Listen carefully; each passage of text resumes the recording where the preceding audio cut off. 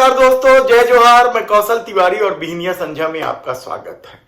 पांचों राज्यों में होने वाले विधानसभा चुनाव के तहत कल मिजोरम के सभी 40 सीटों पर और छत्तीसगढ़ के 20 सीटों पर मतदान हो गया। इस मतदान का क्या संकेत है?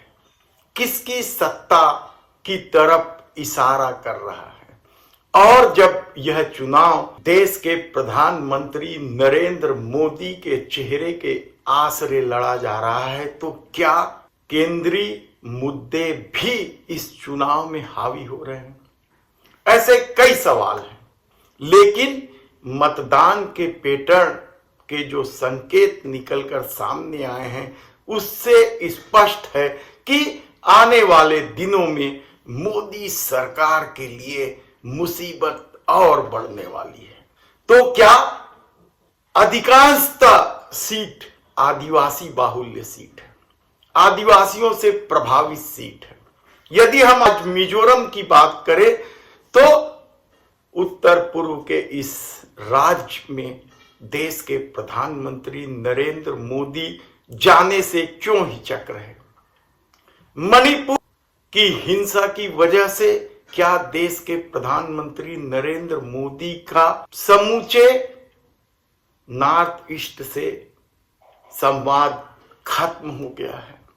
क्या भारतीय जनता पार्टी की स्थिति यहां बेहद खराब हो गई? क्या जिस पूरे क्षेत्र में आरएसएस अपना प्रभुत्व जमाना चाह रहा था, क्या वह एक ही झटके में खत्म होने जा रहा है? ऐसे कई सवाल इसलिए मिजोरम के चुनाव से उभर कर सामने आ रहे हैं क्योंकि मिजोरम के वर्तमान मुख्यमंत्री ने जिस तरीके से अपनी सभाओं में कहा कि वे बीजेपी के साथ नहीं है, वे तो सभी 40 सीटों पर चुनाव लड़ रहे हैं। इसका क्या मतलब है?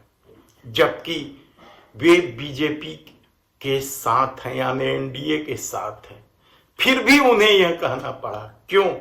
क्या आदिवासी क्षेत्रों में कारपोरेट सेक्टर की लूट इन दिनों बहुत बढ़ गई और आदिवासी वर्ग इस जल जंगल जमीन की लूट को लेकर बेहद ही नाराज है। भले ही मिजोरम और छत्तीसगढ़ के आदिवासियों की मिजाज अलग अलग हो, लेकिन जिस तरीके से चुनावी रुझान सामने आ रहे हैं, वह आने वाले दिनों में स्पष्ट संकेत दे रहे हैं कि देश के प्रधानमंत्री नरेंद्र मोदी अपने मित्र गौतम अडानी या यूं कहें मित्र प्रेम की वजह से बुरी तरीके से आदिवासी क्षेत्रों में विश्वास खो बैठे।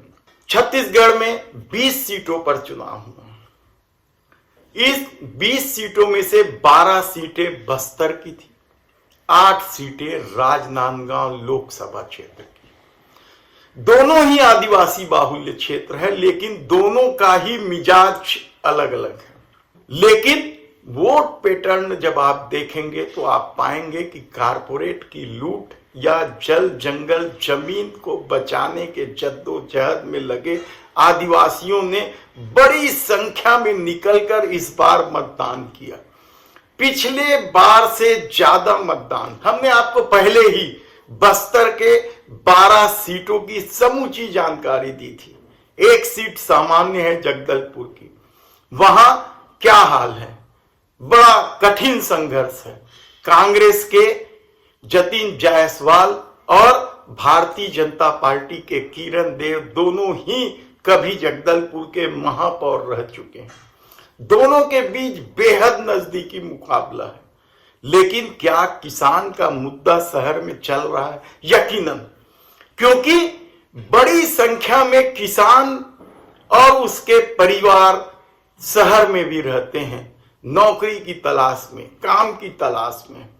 और जिस तरीके से छत्तीसगढ़ के मुख्यमंत्री भूपेश बघेल ने किसानों को लेकर योजना बनाई है, उसकी वजह से भले ही खेती को लेकर किसानों का विश्वास बढ़ा हो, लेकिन बेरोजगारी और दूसरे आय के साधनों को लेकर बड़ी संख्या में किसान और उनके परिवार के लोग शहर में भी रहते हैं।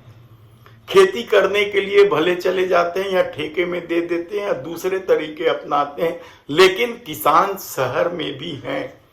छत्तीसगढ़ के शहरों में तो ये स्थिति कमोबेश है कि हर शहर में बड़ी संख्या में किसान रहते हैं और जब सीधे सरकार उन्हें फायदा दे रही है, उनकी उपज बड़ी मात्रा में खरीद रही है और उपज ही नहीं खरीद रही है बल्कि कर्जा माफ भी कर रही है और कीमत भी देश के दूसरे राज्यों से ज्यादा दे रही है, तब क्या छत्तीसगढ़ के किसान भूपेश बघेल के प्रति विश्वास जता रहे हैं?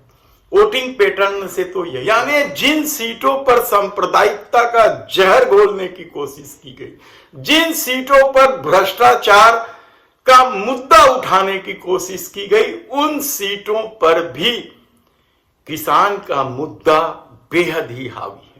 कर्ज माफी का मुद्दा जबरदस्त ढंग से हावी है। ऐसे में जगदलपुर के 12 सीटों में से भारतीय जनता पार्टी जब पिछले बार केवल 1 सीट दंतेवाड़ा का जीत पाई थी, तो क्या इस बार वह अपनी संख्या बढ़ा पाएगी? कहना कठिन है कि कितनी बढ़ा पाएगी, क्योंकि जो वोटिंग पैटर्न है वह साफ संकेत दे रहे हैं कि मोदी सत्ता के आने के बाद कारपोरेटों की लूट आदिवासी इलाकों में जिस तरीके से बढ़ी है या बढ़ने के जो संकेत मिले हैं, उससे आदिवासी सचेत हो गए हैं और वे बड़ी संख्या में वोट डालने निकले। तो क्या बस्तर की सीट किस तरीके से प्रभावित होगी? हालांकि कहा जा रहा है कि जो छत्तीसगढ़ के आबकारी मंत्री हैं कवासी लखमा, वे बुरी तरीके से फंसे हैं और हार जाए तो कोई आश्चर्य नहीं। इसी तरीके से दंतेवाड़ा की सीट एक बार क्या भारतीय जनता पार्टी फिर जीत जाएगी? इसके अलावा 1-2 सीटों पर और संघर्ष की स्थिति है, नहीं तो कांग्रेस के लिए यह राहत की खबर है, कहा जाए तो गलत नहीं होगा।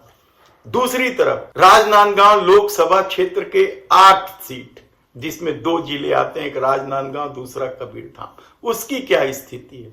पिछले चुनाव में यहां कांग्रेस ने 7 सीटें जीती थी, तो क्या इस बार प्रदर्शन दोहरा रही है उससे बेहतर? इसलिए कठिन है क्योंकि जिन 2 सीटों पर दावा किया जा रहा है कि भारतीय जनता पार्टी अच्छा प्रदर्शन कर सकती है, 2 क्यों 3 और 4 सीटें हैं, यानी 4 सीटें ऐसी हैं जहां भारतीय जनता पार्टी के प्रदर्शन को लेकर पार्टी के लोग ही उत्साहित हैं।